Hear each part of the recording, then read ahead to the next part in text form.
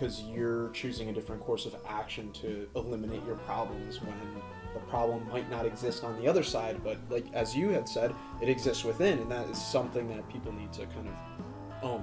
Yeah, absolutely. I love that. I love what you both just said, but absolutely, they need to own that. They need to realize we have our own set of ideas.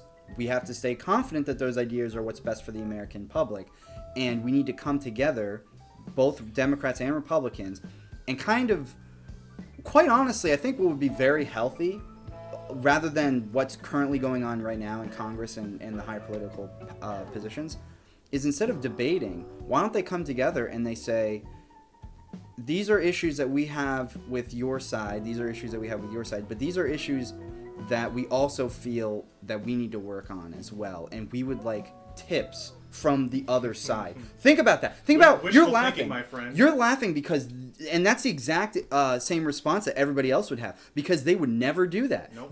You don't have the gall. I hope that there are politicians watching this. I swear, because you don't have the gall and the confidence to put aside the need for votes and the need for money to be able to come to the table with the other side and actually make compromisable decisions. You don't have the gall. And I'm a kid, and I'm telling you it. And I want you, write me a letter. Write me a letter and tell me I'm wrong. You won't, because you're a coward. You're all cowards.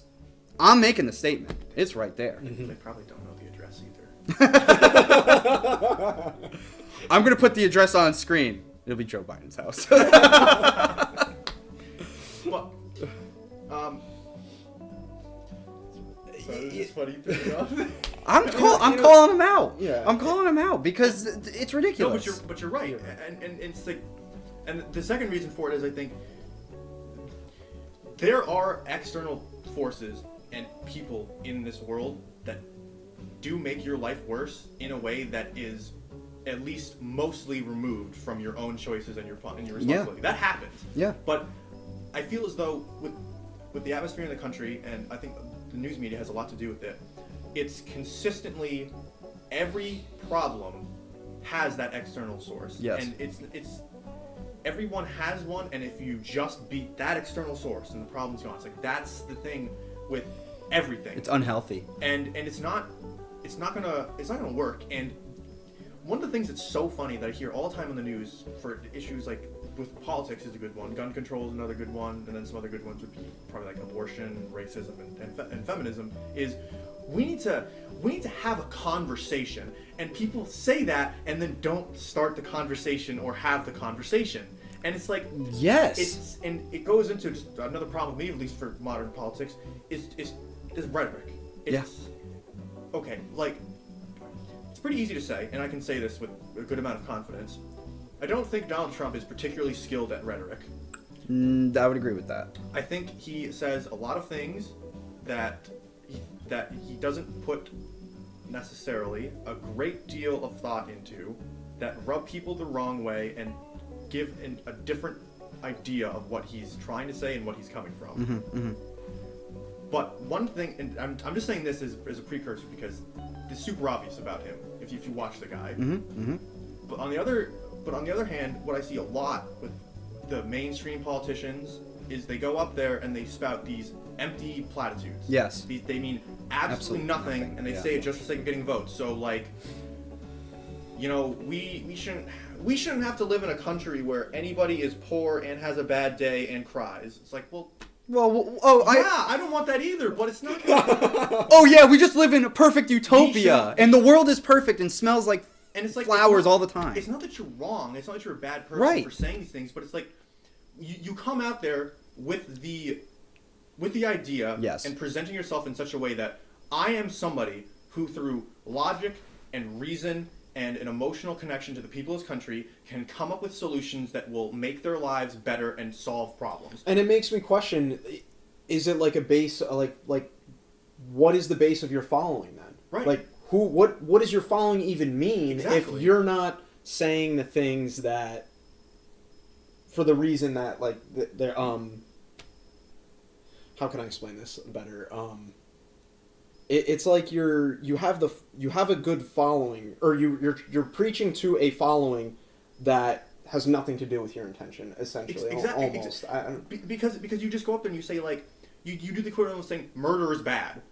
Well, yeah, nobody disagrees with that, but it's just like, they say things like that, and then, what is it? What's the phrase? Virtue signaling. Mm-hmm. You say something good, and you say, I espouse and I live by and I personify this virtue of being against violence, and a lot of people go crazy and they go nuts and they eat it up and they applaud for you and they think you're a great, wonderful champion of righteousness and justice, and it's like, but you didn't do anything. You didn't suggest a solution to the problem. You didn't even point to a specific problem. You basically just said there's violence in this world and it's bad. It's like, yeah.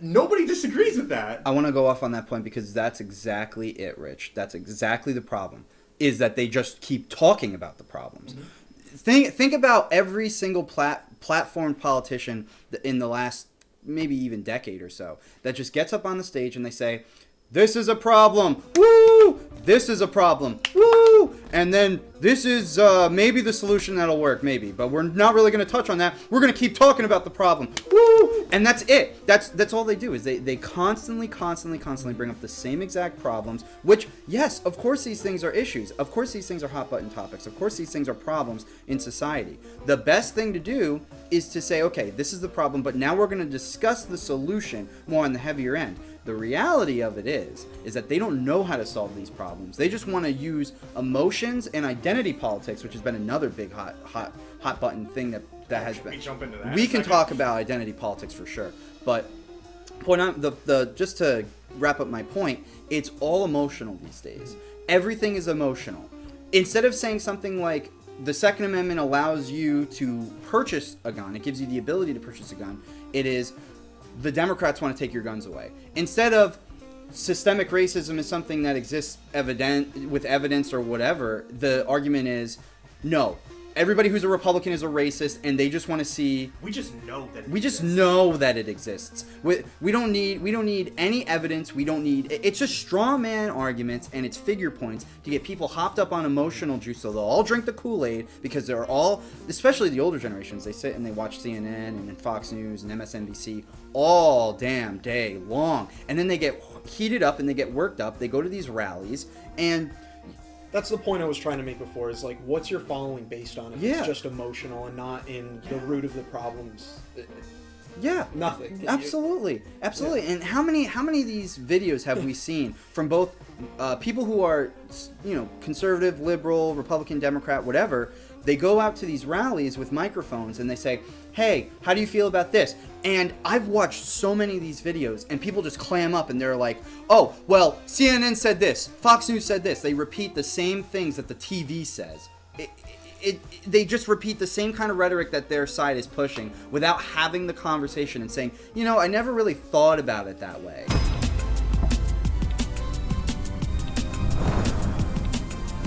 Thank you so much if you've made it this far. We really appreciate your views. If you could please hit the subscribe button and that notification bell, and make sure you come back next week for more content.